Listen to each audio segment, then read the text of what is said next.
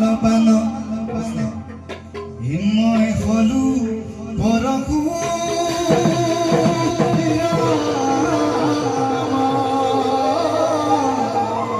মই হলো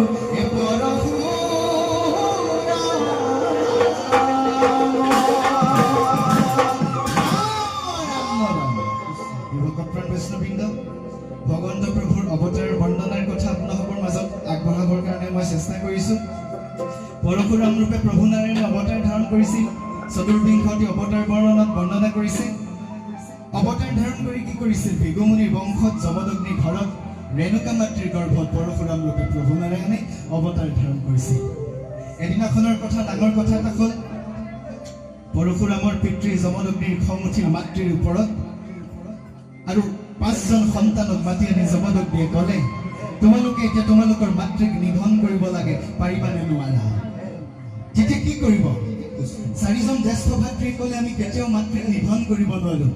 লগে লগে যমদগ্নিৰ খং উঠিল, ভস্মীভূত হৈ 4জন মাতৃক বাগৰি পৰিল।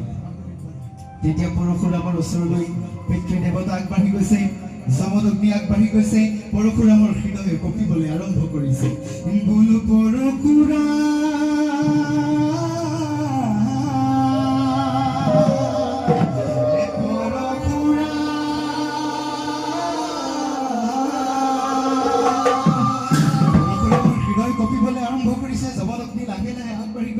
পৰশুৰামক কৈছে, বাছা ৰাম,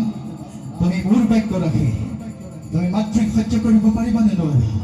তেতিয়া যমদগ্নি কথা মানি পৰশুৰামে কি কৰিব? পিতৃৰ বাক্য অৱমাননা কৰিলে, সংসাৰৰ নানা যন্ত্ৰণা ভুগিব লাগিব আৰু মাতৃক ইমান ভাল পায়, তেতিয়াও মাতৃক হত্যা কৰাৰ কথা, নিধন কৰাৰ কথা পৰশুৰামে ভাবিবই নোৱাৰে, চিন্তা কৰিবই নোৱাৰে। তেতিয়া কি হ'ল? দেউতাকৰ কথা পালন কৰিবৰ কাৰণে অগ্ৰসৰ হ'ল আৰু হাতত কোঠাৰখন তুলি ল'লে। তুলি লৈ পৰশুৰামে কি কৰিলে? এই বোলো পৰশুৰাম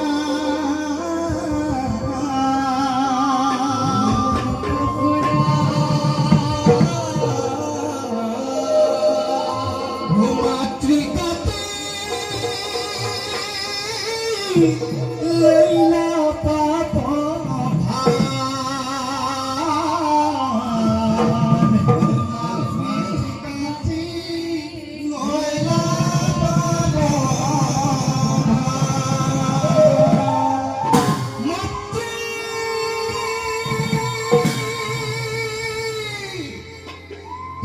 পৰশুৰামে মাটিত বাগৰি বাগৰি কান্দিবলৈ ধৰিলে আৰু তেতিয়া যমদগ্নিয়ে ক'লে, ধন্য ধন্য বাছা পৰশুৰাম, প্ৰকৃততে তুমি মোৰ পুত্ৰ হোৱাৰ যোগ্য। মোৰ ভাগ্য ৰাখি তুমি তোমাৰ মাতৃকো নিধন কৰিবলৈ কুণ্ঠাবোধ নকৰিলা, হত্যা কৰিবলৈ কুণ্ঠাবোধ নকৰিলা। গতিকে তোমাক মই 4টা বৰ দিব বিচাৰিছো। কি কি বৰ লাগিব কোৱা? এ পৰশুৰাম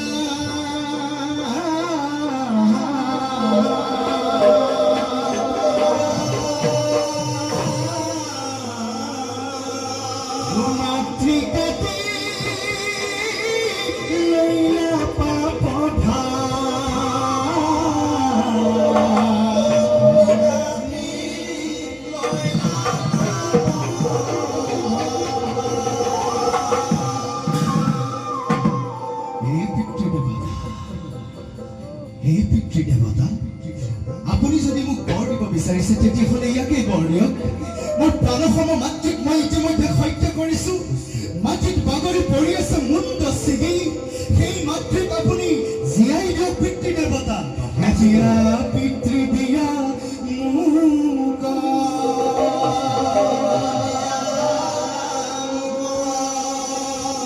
মাতৃ প্ৰাণ দান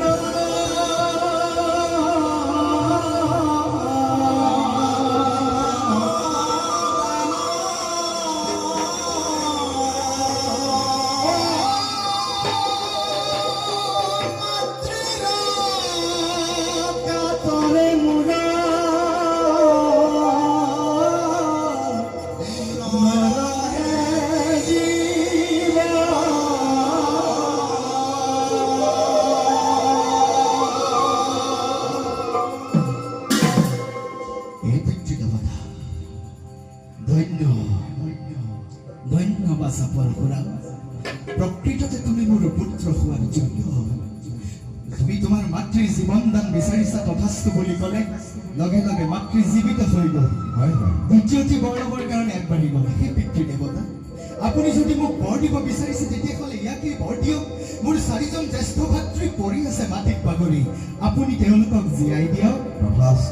তথাস্তু বুলি ক'লে লগে লগে চাৰিজন জীৱিত হৈ গ'ল তাৰপিছত তৃতীয়টি বৰ ল'বৰ কাৰণে আগবাঢ়ি গৈছে সেই পিতৃ দেৱতা আপুনি যদি মোক বৰ দিব বিচাৰিছে তেতিয়াহ'লে ইয়াকেই বৰ দিয়ক মই যাতে অনন্ত কাললৈকে জীয়াই থাকিব পাৰোঁ তথাস্তু বুলি ক'লে লগে লগে কাম হৈ গৈছে চতুৰ্থটি বৰ ল'বৰ কাৰণে আগবাঢ়ি গৈছে সেই পিতৃ দেৱতা আপুনি যদি মোক বৰ দিব বিচাৰিছে তেতিয়াহ'লে ইয়াকেই বৰ দিয়ক মই যাতে এই পৃথিৱীত কাৰো লগত যুদ্ধত পৰাজিত হ'ব লগা নহয় তথাস্তু বুলি ক'লে কথা মতে কাম হ'ল ভকত প্ৰাণ বৈষ্ণৱবৃন্দ এই তাৎপৰ্যটো এই কাৰণে ব্যাখ্যা কৰা হৈছে বিশেষকৈ শিশুসকলৰ কাৰণে যুগবন্ধুসকলৰ কাৰণে কাৰণ পৰশুৰামৰ কাহিনীটোৱে বুজাইছে যে আমি পিতৃ মাতৃক কেতিয়াও অশ্ৰদ্ধা অভক্তি কৰিব নাপায় হয়নে বাৰু পিতৃ মাতৃক অৱহেলা কৰিব নাপায় কাৰণ পিতৃ মাতৃয়ে যদি অভিশাপ দিয়ে ৰৌ ৰৌ নৰক যন্ত্ৰণা ভুগিব লাগিব আৰু পিতৃ মাতৃয়ে যদি আশীৰ্বাদ দিয়ে তেতিয়াহ'লে এই পৃথিৱীত কাৰো লগত আৰু যুদ্ধত পৰাজিত হ'ব লগা নহয় অনন্ত কাললৈকে জীয়াই থাকিব পৰা শক্তি সামৰ্থ্য কোনে দিব পাৰে আমাৰ পিতৃ মাতৃৰ আশীৰ্বাদে দিব পাৰে সেইকাৰণে জীৱন্ত কালত কেতিয়াও পিতৃ মাতৃক বৃদ্ধাশ্ৰমত থৈ আহিব নালাগে পিতৃ মাতৃৰ কথা নুশুনাকে থাকিব নালাগে শিশুসকল কথাটো মনত ৰাখিবা দেই আমি সেই কথাবোৰ অনুধাৱন কৰিব লাগিব হয়নে নহয় বাৰু তথাপিতো দেখিছে পৰশুৰামৰ হাতত কুঠাৰখন এনেকৈ লাগি ধৰিছে তেতিয়া দেউতাকক কৈছে হে পিতৃ দেৱতা মই ইমান চেষ্টা কৰিও মোৰ হাতৰ কুঠাৰখন এৰুৱাব পৰা নাই কি হৈছে পিতৃ দেৱতা মাতৃ হত্যা কৰি মহাপাপ আৰ্জন কৰিছে মাতৃ হত্যা কৰিছিল মই এতিয়া কি কৰিব লাগিব পিতৃ দেৱতা তুমি ভাৰতবৰ্ষৰ শ্ৰেষ্ঠ তীৰ্থসমূহ স্নান কৰা চাওকচোন দেউতাকৰ কথা ৰাখিবলৈ পৰশুৰামে মাতৃৰ গাত হাত তুলিছিল কোঠাৰ হাতত তুলি লৈছিল তথাপিতো কিন্তু শাস্ত্ৰই কৈছে পৰশুৰামৰ হেনো মহাপাপ লাগিছিল যাৰ কাৰণে হাতত কোঠাৰখন এনেকৈ লাগি ধৰিছিল এৰিব পৰা নাই হয়নে আৰু আমি জানিব যে যদি মাতৃৰ গাত হাত তুলো পিতৃৰ গাত হাত তুলো তেতিয়াহ'লে কি হ'ব সকলো এবাৰ নিজেই উপলব্ধি কৰিলেই হ'ল ৰসাতল তলাতল মহাতল একেবাৰে পাতাল বিবৰ পাবগৈ লাগিব প্ৰভু সমস্ত হয়নে নহয় সেইকাৰণে দেউতাকৰ কথা পালন কৰি পৰশুৰামে ভাৰতবৰ্ষৰ তীৰ্থসমূহ ভ্ৰমণ কৰিলে কাশীগয়া বৃন্দাবন মথুৰা সকলো ভ্ৰমণ কৰি আছে আহি আহি আহি আহি অসমৰ নিচেই কাষতে থকা অৰুণাচল প্ৰদেশ পালেহি চীনা সীমান্তত থকা সেই অৰুণাচল প্ৰদেশৰ এখন জিলাৰ নাম হৈছে লৌহিত জিলা আমি সকলোৱে জানো হয়নে বাৰু সেই লৌহিত জিলা আহি পোৱাৰ লগে লগে পৰশুৰামৰ কি হ'ল কিবা এটা ঘটনা ঘটিল বোলে কি ঘটিল হে পৰশুৰাম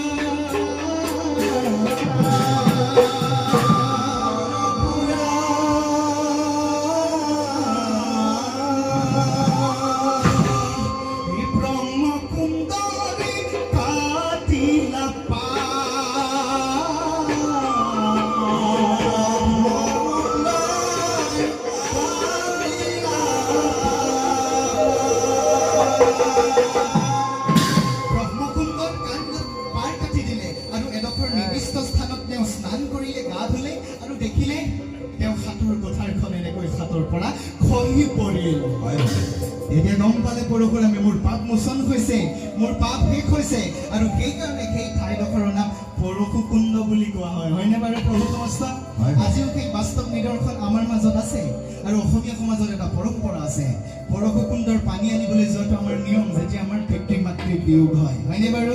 গতিকে সেই বাস্তৱ নিদৰ্শন আমাৰ মাজত আছে সকলোৱে আনন্দ কৰিব লাগে ফূৰ্তি কৰিব লাগে কাৰণ সেই বাস্তৱ সত্য আপোনাসৱে প্ৰতিষ্ঠা কৰি থৈ কীৰ্তন শাস্ত্ৰতেই প্ৰতিটো অধ্যায়ত বৰ্ণনা কৰি গৈছে গতিকে আহক আমি সকলোৱে কওঁ এ বৈ যায় ব্ৰহ্মপুত্ৰ ধৰণি ওপৰে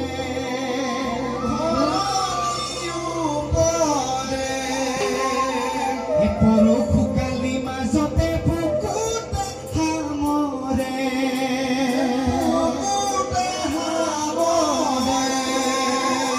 একেলগে সকলোৱে ক'ব এ ধন্য পৰশুৰামে ৰাখি গইলা তোমাৰ নাম ধন্য পৰশুৰাম ৰাখি গলা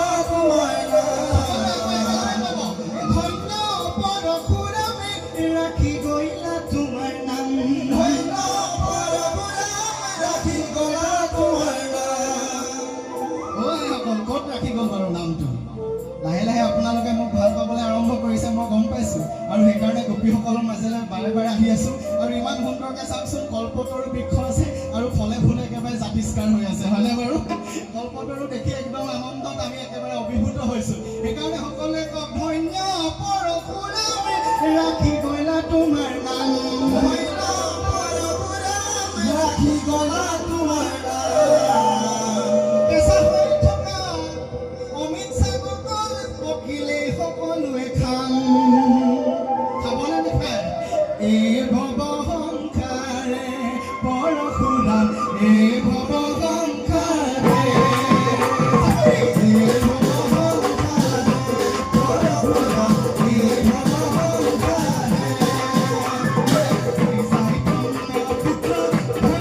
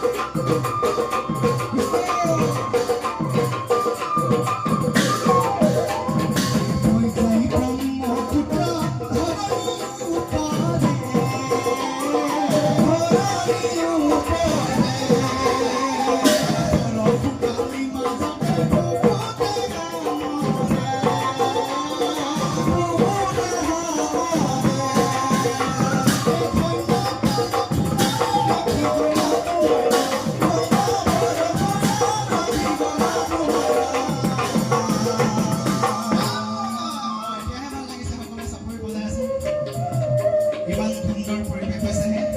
টোপনিয়াই থকা সকলো সাৰ পাই গ'ল ৰাস্তাত থকা সকল আহিবলৈ আৰম্ভ কৰিলে আৰু ভকতসকলে লাহে লাহে চাপৰি বজাব লাগিব হয়নে নহয় এই ভৱ সংসাৰে